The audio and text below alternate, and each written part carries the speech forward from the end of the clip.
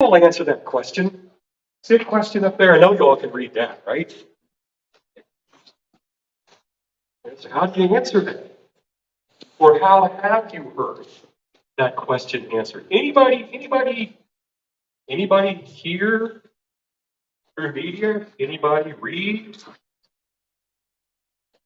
answers? Materials give you answers to that question? What do you think? Is abortion really banned in Missouri? Say no. Okay, so we've got one no up here. Right? The rest of you are kind of acting like you're quite undecided on the issue. We'll try to clear that up. You know, there's a lot of information out there, a lot of misinformation out there, and I even Christian, publications, newsletters. I seem like I get a lot, and I won't name any organizations now today. But some of them that you would know, so I get their stuff through emails and everything else. You'll read. I got several just this past week that abortion is banned in Missouri. Question is that really true? And unfortunately, it's not true. Right? The answer is no. Caleb, can you switch to the Missouri trigger law for me? Let's see. Oh, you all can really read that, right? You can read that just really, really well. I'm even going to have to walk over here to do that. But anyway, this what you're seeing right here is revised statute, Missouri revised statute 188.17, and this is the trigger law that you all are aware of. Went into effect back on, what was it, June 24th of last year, within hours, right, after the Supreme Court reversed Roe versus Wade. We had this on the books for quite some time. And if we were to scroll down and read, you can read the sections in there where it says that it's only going to become effective as long as certain conditions happen, such as Roe versus Wade being overturned. And so it happened.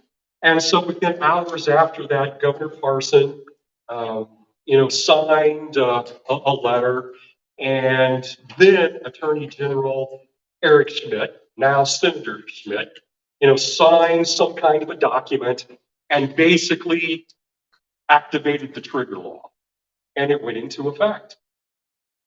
And so both of them immediately, if you remember back that day, immediately said what? We have just banned abortion in the state of Missouri. And you've heard it ever since. And many people believe that. You wouldn't believe how many people sat in the legislative offices up in Jefferson City, state reps and state senators. You go in to talk to them, they say, what's the issue? We banned abortion in Missouri. No longer occurs. I hear it all the time. All right? Here's what I want you all to see then. Caleb, I'm sorry. If you go back to that, scroll down real quick. Right, scroll back up, sir. I'm sorry. All right. Yeah, I want number 2. Right there it is. All right. If you can read that, read what it says, and then also think about what it, just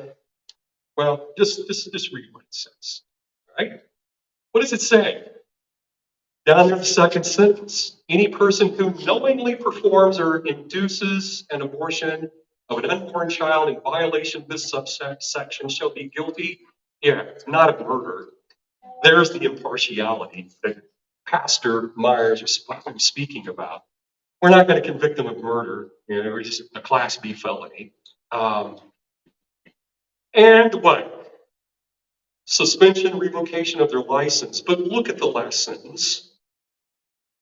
And again, here's the lack of justice, the impartiality. Look at what the trigger law says, and look at what it does. Who does it excuse? You can see there that there's an exception made in the trigger law for the woman. It explicitly states it. A woman shall not be prosecuted, and look at what it says, for conspiring to end the life of that child. The trigger law explicitly makes that exception. Have we really banned abortion in the state of Missouri? Our politicians, many of them, especially during election years, right? They want us to believe that they have taken those steps and that they have done.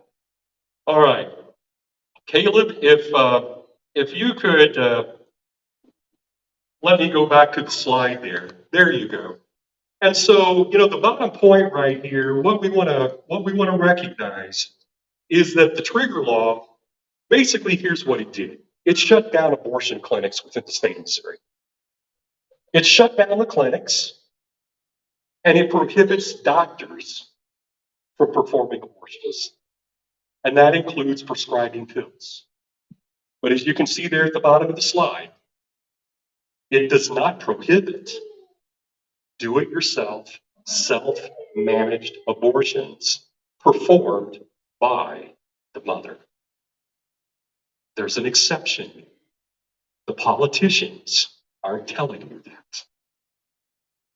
They do not tell you that. But you can see, you saw. We told you that, right? We showed you. Okay. Next slide. Can you all read that? Can you read that at all? Okay. Even before Roe versus Wade was overturned, statistics were already showing that this transition to self-managed, do-it-yourself, chemical abortions in the home, we were already transitioning. We've been transitioning toward that for years now. It's been becoming more common. Roe, the reversal of Roe has made it even more common, but we were already there. And so these statistics that you see at the top of the slide were actually were reported in February. I think, it says here 2020. I found them in 2022. Well, there's the 2022 statistic as well. But you can see that the 2022 came from February of 2022, just months before Roe was overturned. And so you can see that even Roe versus Wade reversal, there was already a majority of abortions that were being done through the use of pills, chemically, through the use of pills self-managed in the home. All right? It was already the majority, even before those were overturned. A 2022 Journal of the American Medical Association publication, you can see up here, reports statistics. Basically, what they did, what this article does, is it reports statistics from one pill provider. And that pill provider is called Aid Access. Has anybody ever heard of Aid Access? All right, there you go. Several of you have. Aid Access is probably the largest abortion pill provider. It's not the only one. All right, there are numerous other abortion pill providers. But anyway, what this medical journal of this JAMA, I'm just going to go for short JAMA, right? Journal of American Medical Association. It reports over a period of time the number of pills that were ordered by women across various states. And it actually breaks it down by, states that have, like a 15-week ban, states that have a 6-week ban, and then it put Missouri in the total ban category, all right? And when you look at the numbers reported in the JAMA article that these physicians got from this one pill provider, what you can, if you do just a little bit of elementary math, you basically, the statistics, approximately, what it indicates is that there are somewhere between 12 and 1,500 do-it-yourself, self-managed abortions occurring in Missouri annually. through the use of pills by the mother in the home. That's the conclusion that you come to, given the numbers that are reported in that JAMA article. And you know what, folks? Those abortions are completely legal. They're completely legal. There's nothing unlawful whatsoever. Matter of fact, well, here's what's unlawful. I need to restate that. Modify. There is something unlawful about it. And you know what Missouri law makes unlawful about that act? Here's what it is. And I can't remember the exact statute, but it makes the mother liable for ordering the pills. We do have a law in Missouri that says you can't order pills through the mail to commit this act. But if she does it, aborts the baby, at most, the only thing under Missouri law that she can be held liable for is the fact that she ordered some pills through the mail. As the trigger law states, she is not going to be held accountable for even as much as a Class B felony that the physician will be held accountable for ending the life of that child. So what we have are those numbers right there from just one pill provider, which indicates 12 to 1,500. And the reason that there's a range there is because when you look at the article, I've got the article, the exact numbers aren't reported. They've got a graph. And Missouri, I can't explain all this, but you know, you're just basically reading a chart. And so you don't have an exact number. Missouri, there's a 0 to 5 on this chart, and Missouri's position is somewhere right in the middle. So is that a 2, a 2.5, a 3? It's somewhere in there, but anyway, when you do the math, it's going to come there.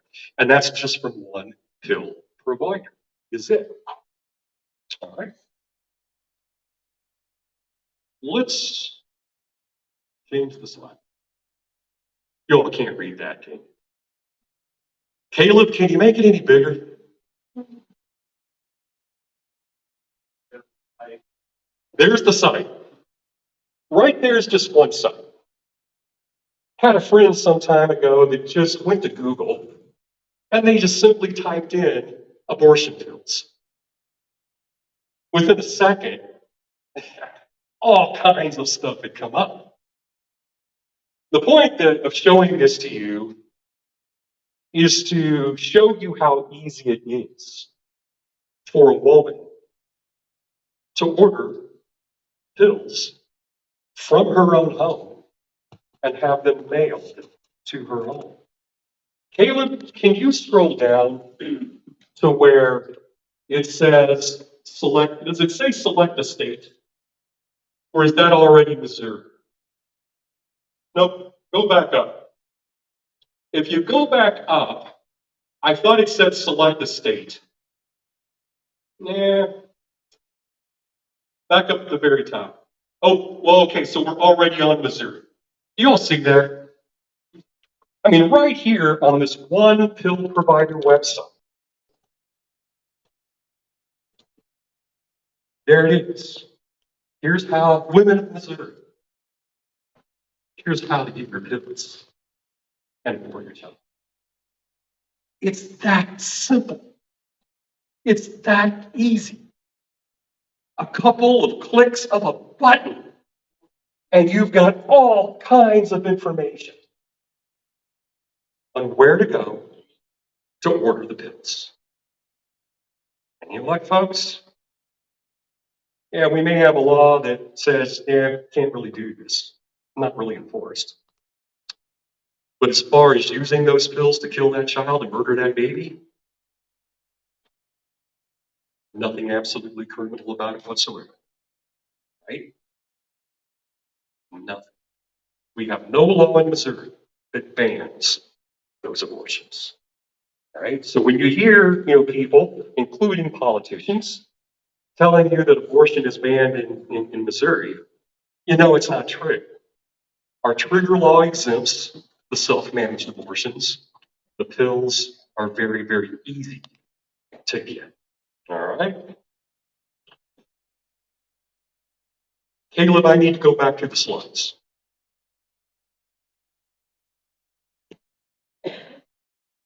Why am I not? I'm not there. Okay, there we go. I'm hoping that you all can read that. Anybody familiar with the Guttmacher Institute? You all heard of that? Yeah. It's basically a pro-abortion organization.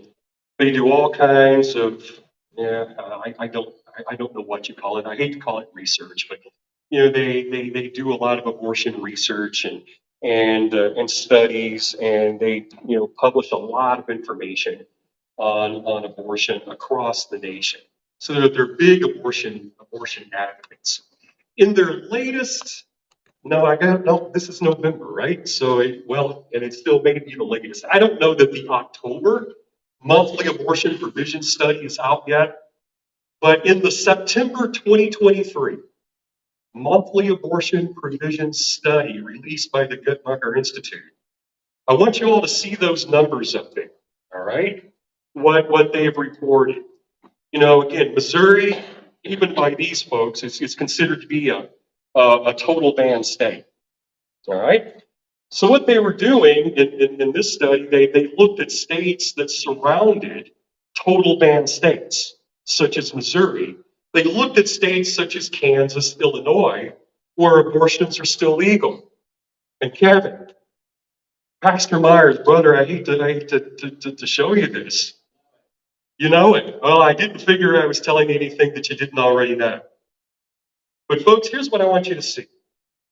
All right, look at the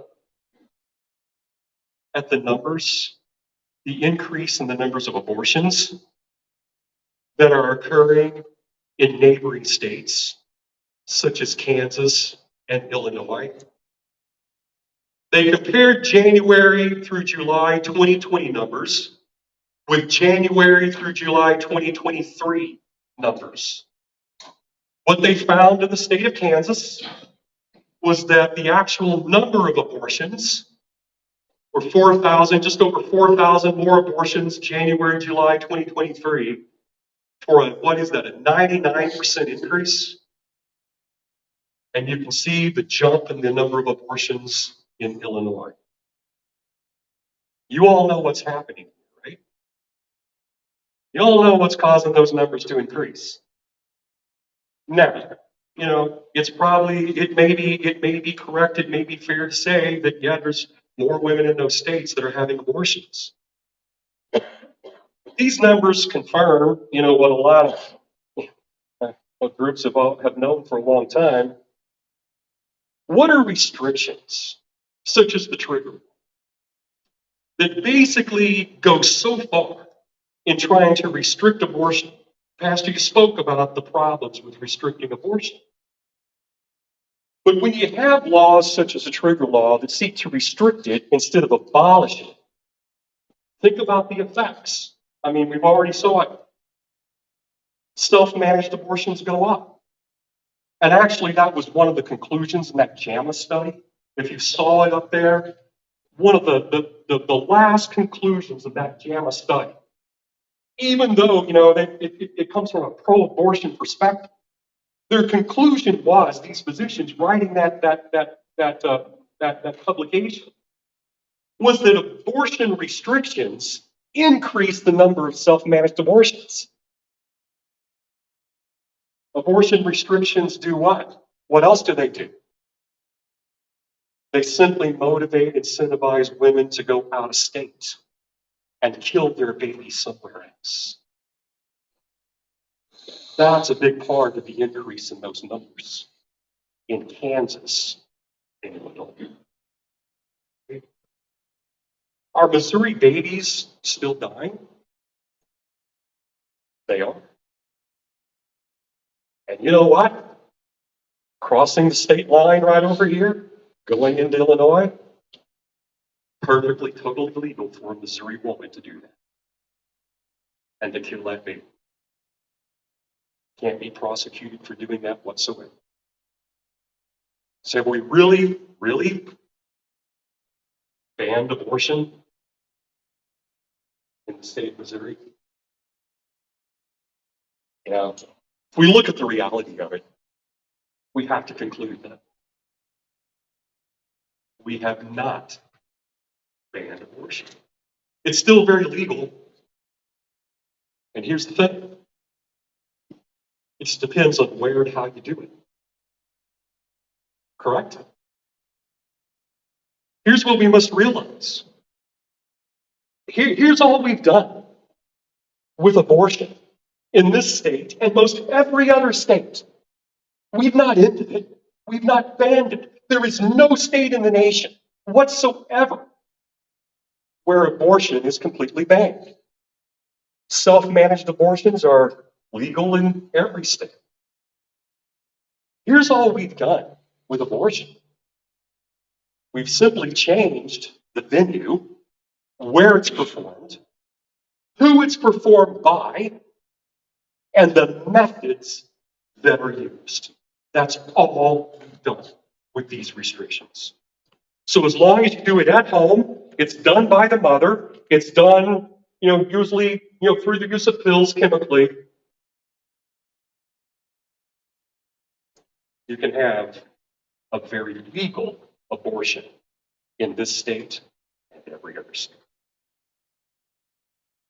That's the truth of the matter and the status of abortion in Missouri. And that's the problem with abortion restrictions. Again, and reiterate what the pastor's already told us. Restrictions just incentivize, motivate people to seek out other forms. Okay? It doesn't work. It's not effective in protecting babies simply because, well, there's several reasons, but here's the big one. Is because it's not biblical. Right? Until we fight this fight from a biblical perspective, as the pastor was saying, that abortion is an evil, it's an abomination, it's sinful, and the church steps up to put an end to it, it's never going to be ended. Right? Because God will never honor tolerance that comes with restrictions. And that has been the pro-life movement for decades and decades. Tolerating it with restriction.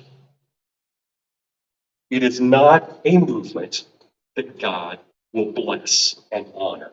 Put me on the record saying that. Because I know pro-life leaders who think that God is blessing their efforts. He is not. All right? God is not going to accept anything and bless anything short of abolishing abortion completely. Okay? Let's move on.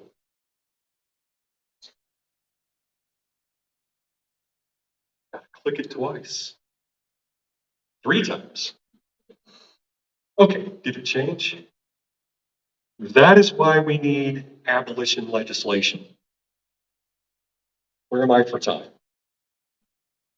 And you're going to hear a little bit about that coming up shortly when we connect with State Senator Bob Titus, not State Senator Mike Moon, State Representative Bob Titus. Let me get that right. You're going to hear a little bit about that, but we need abolition legislation that, if passed, will prohibit all abortion by doing what? By criminalizing the act and the person who commits it. And that's what an abolition bill does. It's equal justice, it's equal protection under the law, it's biblical, God will honor it. That's what we must do. We have to have bills of abolition that call abortion and treat abortion what it really is. Like what it really is, the murder of a baby. And so the 2 men that you're going to get to meet here a little later on, they're doing that here in the state of Missouri. And we'll talk a little bit about that upcoming legislation and the need to get behind it later this afternoon. But because, abortion restrictions aren't biblical, we need abolition legislation and nothing less. Okay, let's see what this slide does. Yeah, all right. Well, I'd set it up to where things would come in, right? The points would come in one at a time. But it doesn't always work out that way. The sources of opposition to abolition legislation in Missouri and really every other state. You're saying, well, it's Planned Parenthood, right? That's logical. I want to tell you all something.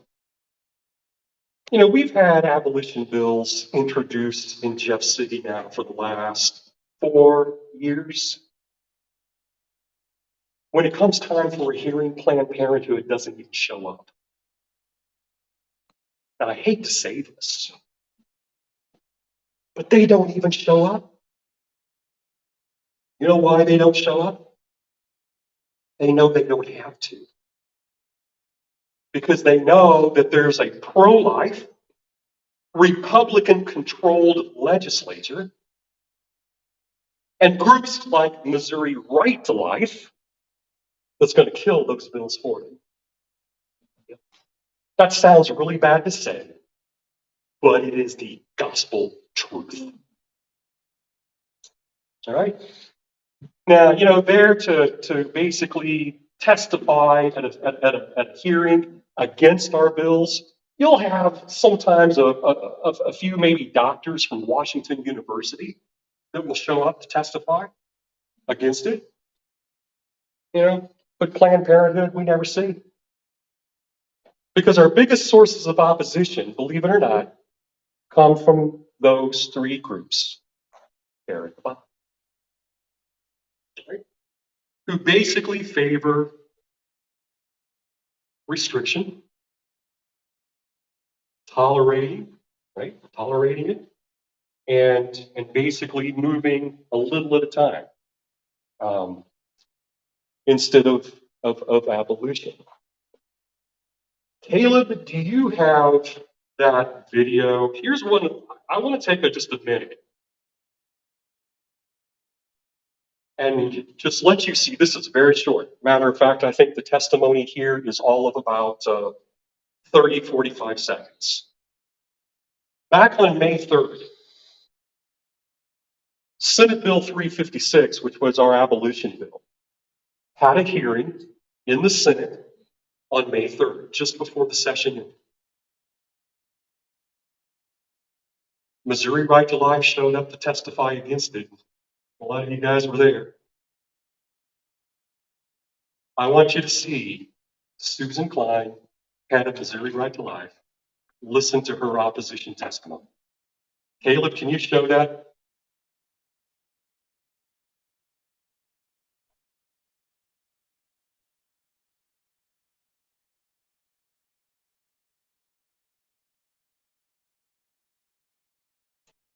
There she is in the red. Committee for the record, Susan Klein, representing Missouri Right to Life. I'm going on record in opposition to the prosecution of women. I believe that all of us are seeking the opportunity to save unborn babies, and we have done that in our laws. We are part of the group of the national organizations as well as statewide organizations across the United States that signed on to the paper that basically says we want to reach out to women and have compassion for them. And help them to see that they have alternatives to abortion, but we don't want to prosecute them. A lot of them are being coerced or forced to have abortions, and we're not going to participate in that. Thank you for your testimony. This will conclude our hearing on Senate Bill 356. Okay. A little feedback there. Does coercion happen? Certainly it does at times. I think she's overstating it to say that a lot of women are in that position. I don't think that's true. But some. But you know what? Abolition bills recognize that. You know, our murder laws that we have on the books now, whenever a person is forced to do something against their will, you know, like if they kill somebody and they're coerced, they're not held accountable, right? Same applies here. We're not going to hold a woman accountable for aborting a child when she is coerced, forced to do so against her will. That's not justice. So I don't think, you know, what Ms. Klein is saying there is true. But you heard her talk about protecting women. Folks, I don't see how you can protect the unborn child and then the woman who wants to kill it at the same time. I've not quite figured that one out yet. Right? That's to me seems to be very inconsistent. All right? How you protect at the same time the perpetrator and the victim. To me, that doesn't make sense. Here, you know, in my opinion, is what groups like Missouri Right to Life, Campaign Life Missouri, other pro-life groups, here's what they're protecting when it comes right down to it. Hopefully you've already figured this out. They're protecting the woman's right to choose. When it comes right down to it, they're really pro-abortion in their ideology. They just want it regulated to some extent. They're protecting her right to choose. When you say, we are not going to criminalize a woman for choosing to murder her child, what are you protecting? Her right to choose. And at that point, you're certainly not protecting the baby. Their position doesn't make any sense. It's not going to be honored by God. It's not honored. It's not blessed. That's why 50 plus years later, we're still killing babies.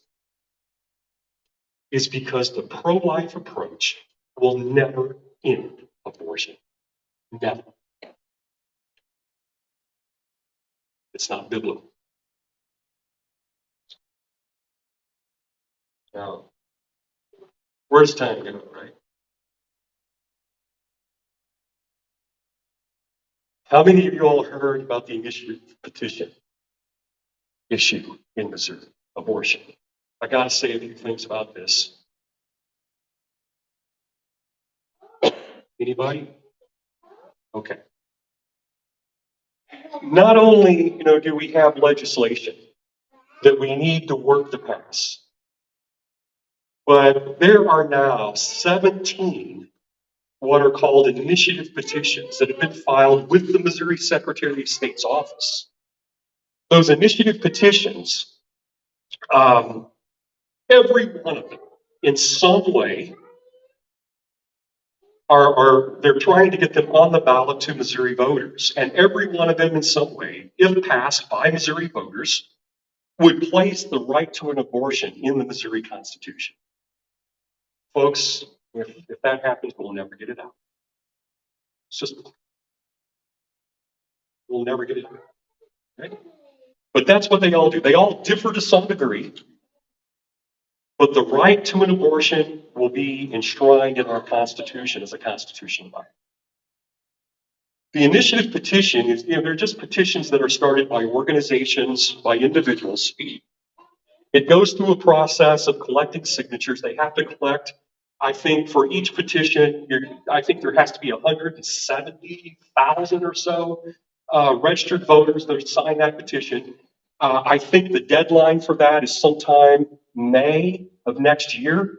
If, you know, any one of those petitions gets that 170 or so thousand signatures, if that's the right number, then basically what happens is that petition goes on the ballot at an election to the vote of the people. And if the people pass it with a simple majority, then it goes into the Constitution. You all are familiar with the process because you all remember the gambling issue that you know was put into our Constitution back a few years ago. That's how it got there. The legislature didn't do that. It was started through petitions, got the signatures, got on the ballot, the Missouri people approved it. Now now gambling's in the Missouri Constitution. That's what's happening here with abortion. All right. The link there in the slides, we don't have time, but that's a link to the Secretary of State's office, the website, where you can look at, at, at each of the petitions. They're there. If you want to look at them, go to the Secretary of State's website and just simply go to the petition, the initiative petition page, and you'll see them. All right, and a bunch of others. There's a long list. 17 of them are abortion related. All right. So what we have to do is we have to respond. Missourians, Christians, the church. Am I there? Okay, maybe I'm there. We have to respond to this, and we have to be defensive. Here are a few numbers. You know, the numbers concern me. Okay?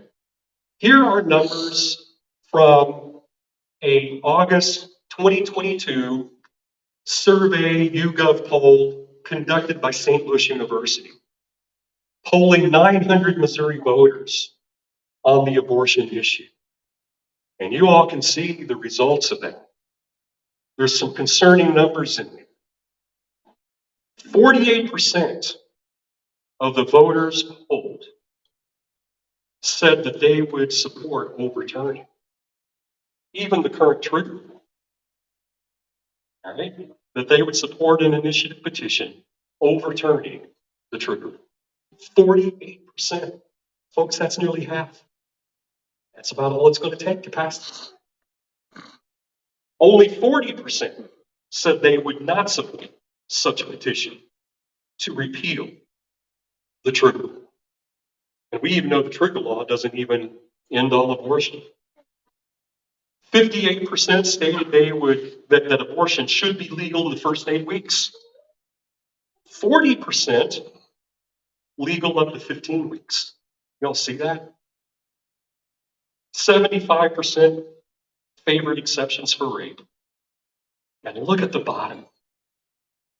81% of those polled stated that a woman should not be criminally prosecuted. And it is a little specific for receiving an abortion out of state. But I show you these numbers, because we've got work to do. These petitions are real. And they're out there now. I think they're collecting signatures now. And that's all it's going to take is one to get enough signatures to get on the ballot. And the fear is this, is that if one does get on the ballot, the fear is that there's a pretty good chance it may pass. All right? And then we've got abortion as a right constitution. So we got to wake up. We've got to get out there. We've got to start phoning the legislators. The legislature can do something about this. That's where, hold your thought there. That is where, do I have actions? Yep, that's where the whole issue of CMR at the bottom. The legislature still does have some time. If they would choose to do so, they could reform the initiative petition process. There's a lot of detail there that I've run out of time and I don't have time to go into. But there's a lot of details there. But that is one way that through the legislature, we can try to deal with this, is to encourage them to pass what is called IP reform. All right? And basically what that would do, that would change the conditions under which a petition would pass if it was placed upon the ballot. Right now, all a petition needs is just a simple majority vote. Concurrent majority ratification is big. The issue is it's like the Electoral College. It's very similar to the Electoral College. And what it would require for a petition to pass is not a simple majority vote.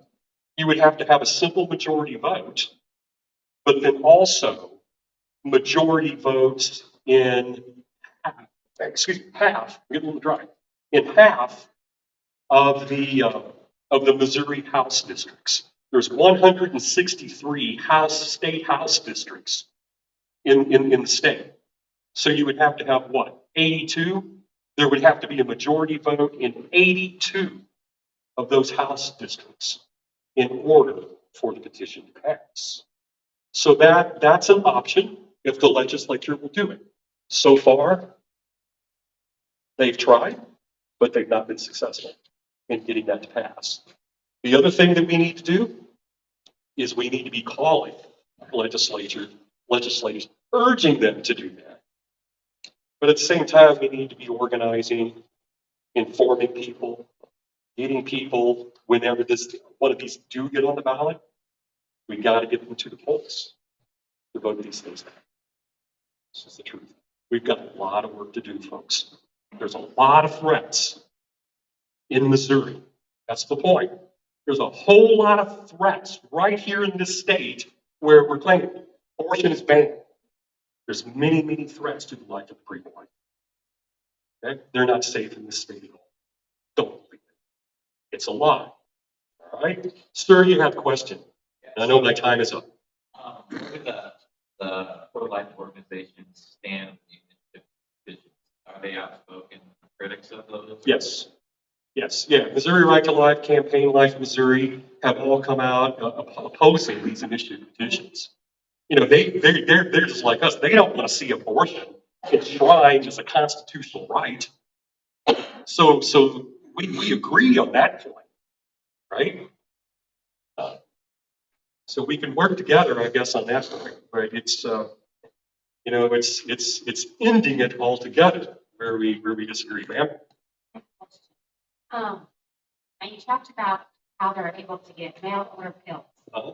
All right, there has to be, from the use of the pill, the death of the baby. Yes. So is there a law, I'm not from Missouri, so I don't know, but is there a law that states how to, for the remains? No. So they can just go and bury it in their backyard, Mm-hmm. Yeah. and there's no law stating that, because, you know, that's not, I mean, considered hazardous material or whatever, you know. I know. That's a concern, and I can tell you, many women who abort their babies at home.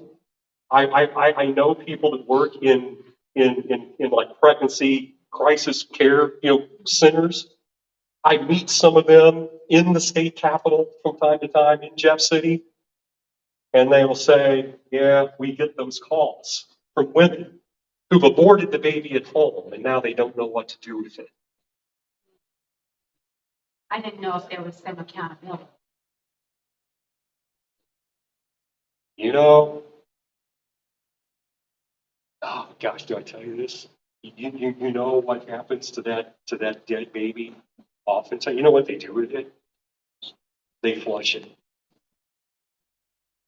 If it's small enough, that's what happens.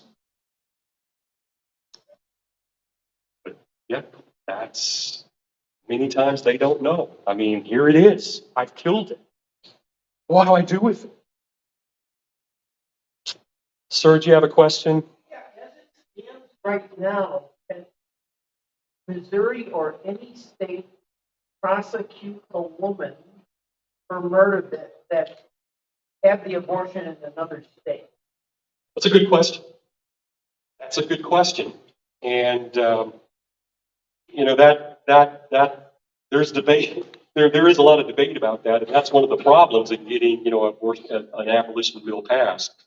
Let me just address that real quick. Our abolition bills will prohibit that because it's stated in our abolition bills that a county, like if you had a woman in this county, are we in Jefferson County here? No. Okay, so we're in Jefferson County. If a woman goes over to Granite City across the state line, our abolition bill, if passed, would allow the county prosecutor here to bring charges against that woman.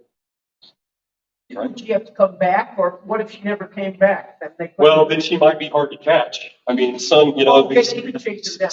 some state, if they got her and chose to, you know, if law enforcement in another state chose to arrest her, detain her, I guess they could extradite her back. If the county prosecutor requested that, you know, just like any other case, right? I mean, that happens all the time. People commit murders here or there. They, you know, in a state, you know, law enforcement will get them, they extradite them back. It's the same kind of a thing that would happen here. And, you know, that's the thing with an abolition bill, criminalizing a woman. You know, basically, if that woman takes those pills, murders that baby, it's going to be up to a county prosecutor to decide whether there's enough evidence to prosecute that woman. Basically, at that point, what I'm saying is, we've already got murder laws on the books. And basically, it's going to proceed from there, just like any other legal case, murder case. You've got a county prosecutor who's going to look at the evidence. Is there enough evidence to charge this person? If so, it's going to proceed just like any other case would, through the legal process, due process. So, you know, basically, at that point, yeah, it's going to be up to the prosecutors to decide how they're going to proceed on it. Yep, real quick. Like Moon sounds like crazy. Mike? Oh, Senator Moon, can you hear me? Have you been listening to me? For the last couple of minutes. Yeah, well, I hope everything I've been saying is correct. I think you're right on target. Well, I hope so. I'll tell you what, this is State Senator Mike Moon. He is a dear friend of mine. I've known him for a long, long time. And he's connected with us here because, yeah, I know that we've ran over. Senator Moon, we're going to take just a little bit of a break. There's some lunch here. We're going to let people get their lunch and come right back in here. And then we will have you and Representative Titus, we'll have you all speak, okay? But just give us a few minutes. Yeah, I think yeah. Pastor Jenkins, you want to come back up? And do we know and maybe Pastor, we need you to come up and kind of explain how lunch is going to work? Sure, you want me to do that now? Yeah.